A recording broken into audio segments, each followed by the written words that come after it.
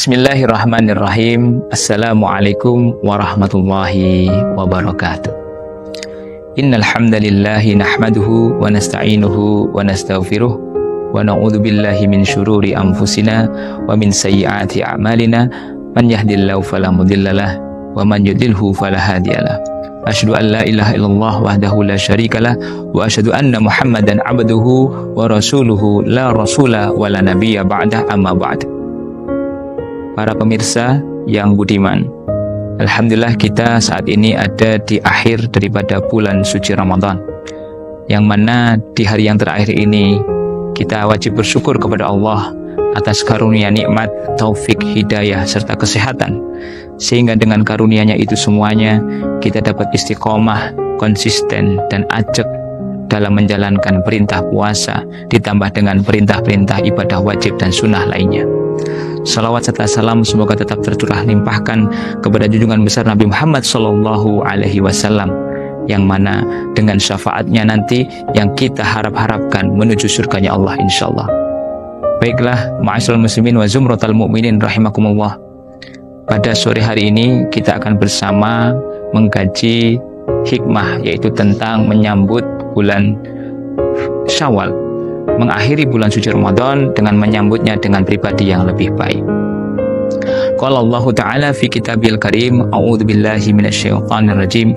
Bismillahirrahmanirrahim. Wasari'u ila magfiratin min rabbikum wa jannatin 'arduhas samawati wal ard uiddat lil muttaqin alladzina yunfiquna fis sarra'i wat dharra wal kadhimil ghaidha wal 'afina 'anil nas wallahu yuhibbul muhsinin. Shadaqallahul adzim. Para pemirsa, dari ayat sebelum yang sudah saya baca baru saja, bagaimana Allah memberikan peluang, kesempatan, serta pintu yang seluas-luasnya untuk menuju kepada ampunan Allah. Wasari'u ila magfiratin min rabbikum, bergegaslah menuju ampunan Allah, ya, min rabbikum, dari Tuhan kalian.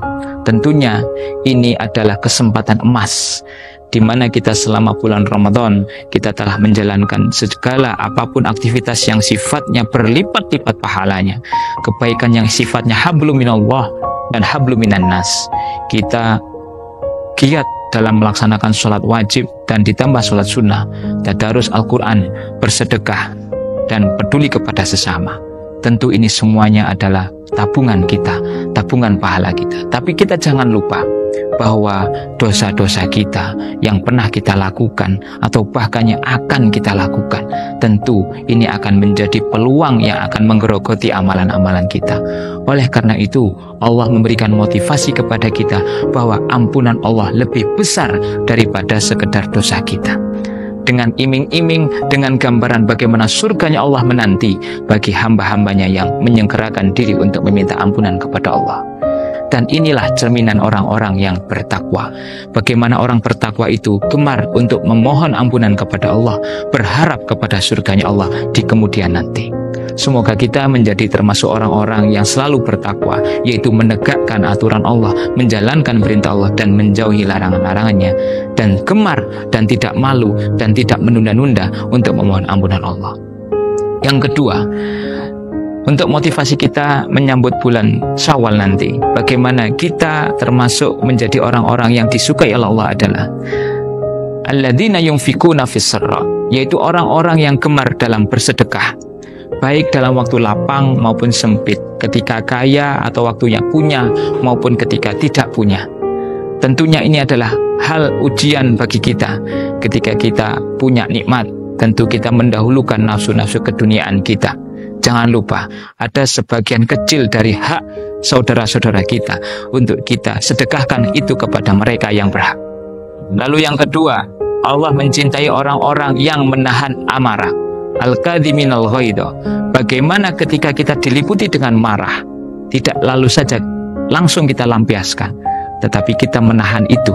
Maka orang-orang yang semacam ini, yang sebenarnya kita berhak punya peluang untuk marah, tapi kita bisa menahan emosi, kita bisa menahan marah, walaupun itu kita punya hak untuk itu, maka kita bisa menahan. Maka Allah suka orang-orang yang seperti ini. Lalu yang terakhir, wal afina anin nas, dan mudah untuk memaafkan kesalahan daripada orang lain. Tentu ini sedikit banyak menjadi ujian bagi diri kita.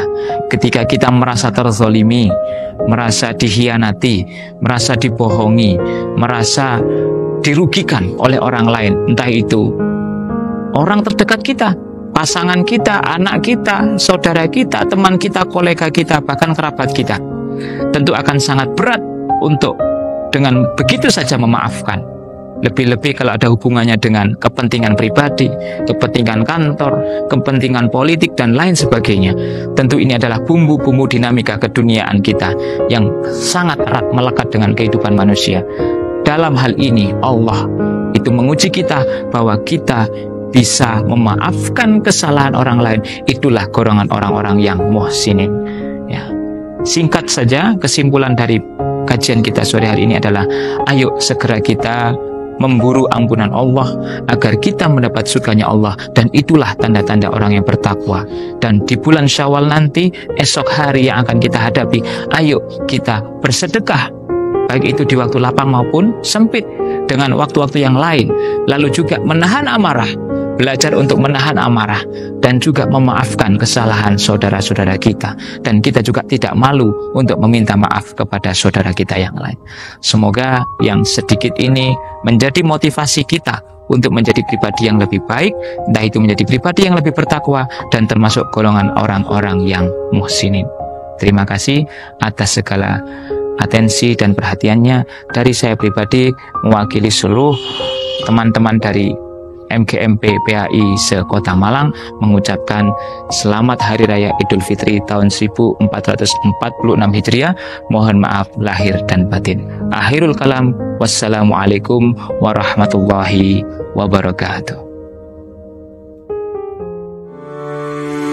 Sistem penerimaan murid baru SMA SMP Islam Kota Malang. Waktu pendaftaran mulai Januari 2025. Secara online di www.smaislammalang.sch.id/ppdb atau datang langsung di SMA Islam Kota Malang di Jalan Kartini nomor 2 Klojen, Kota Malang.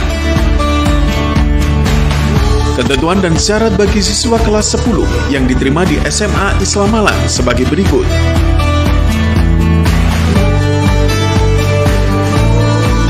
Berbagai fasilitas pembelajaran siswa SMA Islam Malang.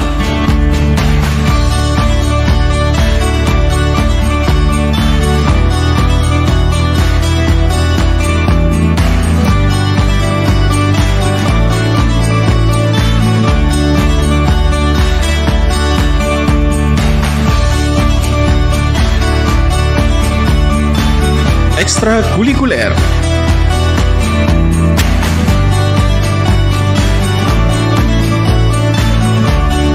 Informasi pendaftaran di nomor berikut.